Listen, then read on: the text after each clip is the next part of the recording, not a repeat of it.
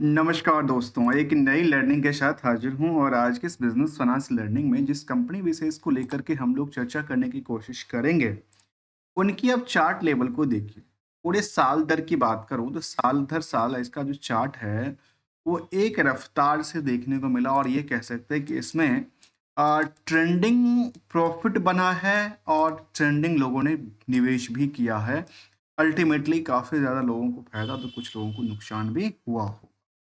चलिए part by part जानने की कोशिश करेंगे, जहां पे यदि आप हायर रेंज से लेकर के करंट रेंज की अवलोकन करेंगे, एक तरह से एक परसेंटेज वाइज निकालने की कोशिश करेंगे, तो ये कह सकता है कि लास्ट 52 वीक की बात कर किया जाए तो हायर रेंज से जो मार्केट है केवल नियरली 20% के आसपास डिक्लाइन रहा।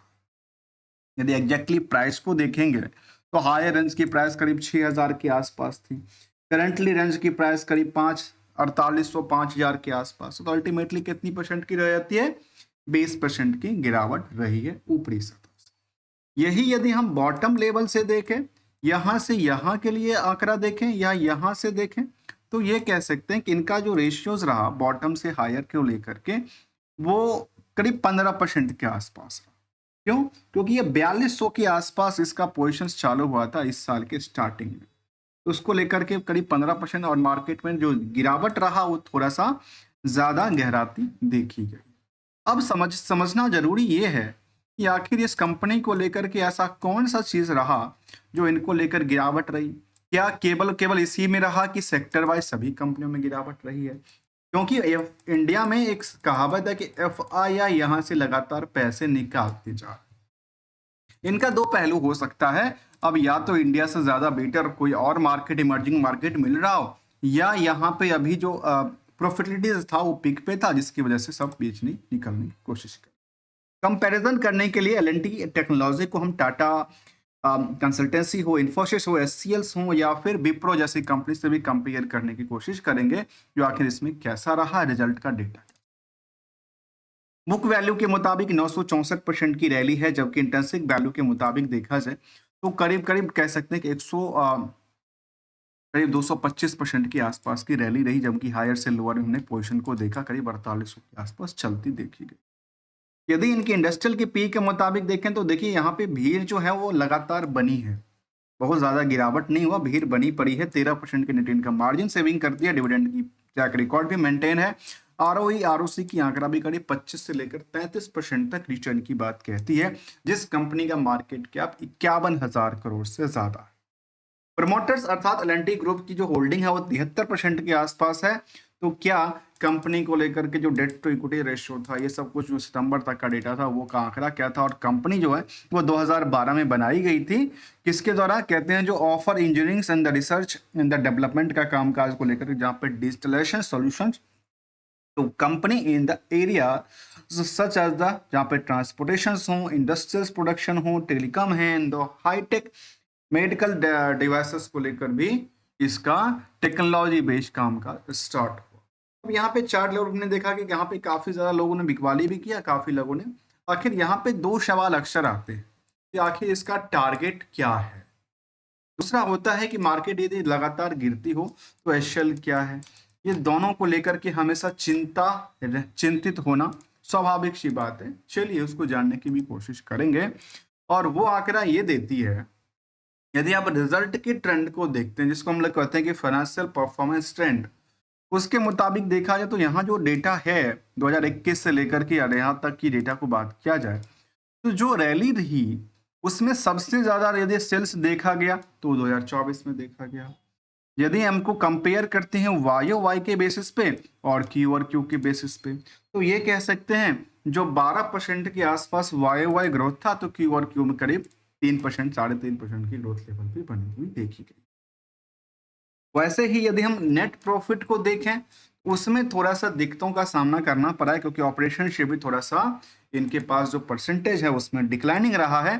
तो ऑलमोस्टली YOY में 6% की गिरावट थी, तो वहीं Q में करीब 2-2.5% के आसपास उछलता कूदता भी देखा गया। मैं जो नंबर की बात कर रहा हूँ, राउंड ऑफ फिगर की बात कर रहा हूँ, एग्जैक्टली कोई नंबर में आपके सामने नहीं रखा। यदि अगली बात किया जाए कंपाउंडेड को लेकर के, तो सेल्स कंपनी का लगातार बढ़ा है, प्रॉफिट में थोड़ा सा डिक्लाइनिंग रेशियो रहा है इस पीरियड में आकर के, जबकि स्टॉक प्राइस में डिक्लाइनिंग सिचुएशन सीजीआर के बेसिस पे रहा।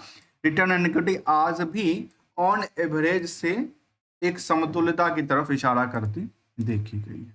जहां पीयर्स के तौर पे यदि कंपेयर किया जाए, जहां टीसीएस हो, इन्फोटेक, इन्फोसिस हो, एचसीएल टेक हो, विप्रो हो, टेक महिंद्रा हो, एलएनटी, इनको यदि एलएनटी टेक्नोलॉजी की बात करें, एलएनटी माइंड की बात करें, तो इन सभी कंपनियों की आगे यदि डेट टू इक्विटी इसको देखते हैं पी रेशियो को लेकर के, तो यहाँ पे जो भीड़ है ना वो काफी तगड़ी है, और वो बेटर इसलिए है क्योंकि मार्केट में इसकी जो फाइनेंशियल परफॉर्मेंस रहा है वो काफी हद तक बेटर रहा है।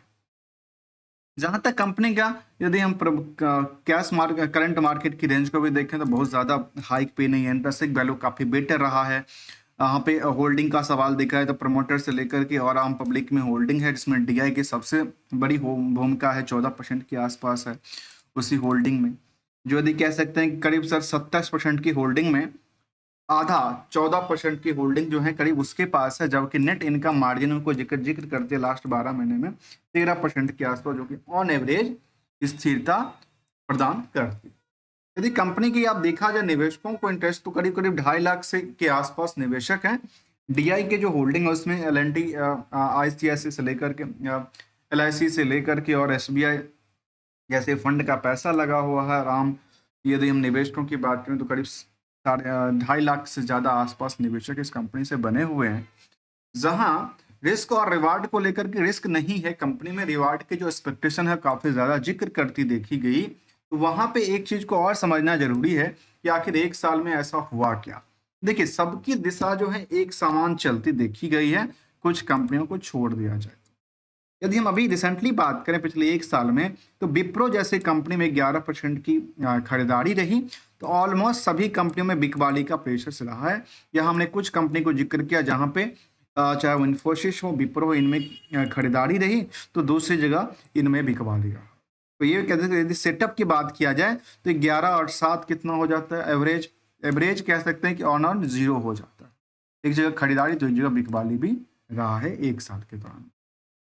वहीं पिछले एक महीने से यदि लगातार सभी कंपनियों में बिकवाली हो रहा है, तो यहाँ भी बिकवाली देखा गया है। ऑलमोस्ट सभी कंपनियों में बिकवाली है, चाहे एलएनटी टेक्नोलॉजी हो, चाहे इन्फोसिस हो, चाहे एचसीएल हो। तो ये नहीं कह सकते कि यहाँ ऑन एवरेज पैसा नहीं निकला है, यहाँ जहाँ चारों तरफा पैसे निकलने की रेस में है। जब एक बड़ी मछलियां पैसे निकाल के ले जाती है, तो छोटी छोटी मछलियां इनके पीछे पीछे उनकी धाराओं के पीछे निकलने की कोशिश भी करती है। उसको हम ट्रेंडिंग कहते हैं। अब सवाल आता है क्या मार्केट में यहाँ पे स्थिरता कायम कर पाएगी, या इसको टारगेट कहाँ लेके चलें, क्योंकि यहाँ भी प्रेशर्स रहा है। ठीक है, टारगेट जब भी देखा जाए यदि अपनी यदि मार्केट की ट्रेंड के मुताबिक, इसको हम चार्ट ट्रेंड कहते हैं, चार्ट ट्रेंड के मुताबिक यदि पैसे में लगातार बढ़ोतरी होता जाए तो अपनी पार्सली प्रॉफिट बुकिंग करते रहना चाहिए।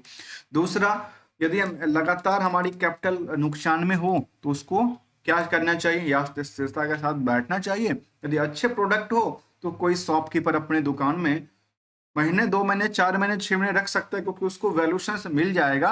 अदरवाइज कचरे वाले को तो शायद जो एक्सपायर करने वाली चीजें हो तो उसको तो रखना मुश्किल हो जाता है। इसलिए कुछ पैराओं को हमने समझने की कोशिश किया। जहां साल दर साल की हम बात करें तो कंपनी अपने डिविडेंड को अपनी डिविडेंड भी डिक्लेयर करती रही है। 2022 हो, 23 हो, 24 हो, लगातार एक रेगुलर इनकम के तौर पे अपने निवेशकों को वो डिविडेंड इनकम देती रही है। भले स्टॉक का परफॉर्मेंस जैसा भी हो, लेकिन comparison to the Sensex BSE जो आईटी इंडेक्सेशन है उसके पॉइंट ऑफ व्यू से कंपेयर करते हैं, तो इस कंपनी का जो रेश है उसमें इंडेक्सेशन के पॉइंट ऑफ व्यू से ज्यादा गहराती देखी गई है, जहां थोड़ा सा बिकवाली का प्रेशर से रहा है पिछले कब से 1 सालों में। तो ये कह सकते हैं कि पिछले 1 साल में लगातार गहराती देखी गई। तो पिछले 1 साल की बातों को यदि हम शामिल करें तो ये कह सकते हैं जो शायद यहाँ पे उन चीजों को लेकर देखा जाए जहां पे हम अपनी स्थिरता कायम करने में और अपॉर्चुनिटी यदि मिलता होगा, हमेशा अपॉर्चुनिटी मिलता है। ये इसको कहते हैं जब भी मार्केट एक देखिए हमेशा अपॉर्चुनिटी क्रिएट करके दिया है। एक पोजीशन था जब इसकी स्टॉक प्राइस 1400 के आसपास था, 1500 के आसपास था, आजकल 5,000 के आसपास देखी गई है। विदाउट किसी ट्रेडिंग एडवाइजरी और नोट को लेकर के, only as a learning point of view से। यदि आप अच्छा लगा हो तो वीडियो को लाइक, चैनल को सब्सक्राइब करना मत भूलिएगा। Thanks for the joining us दोस्तों।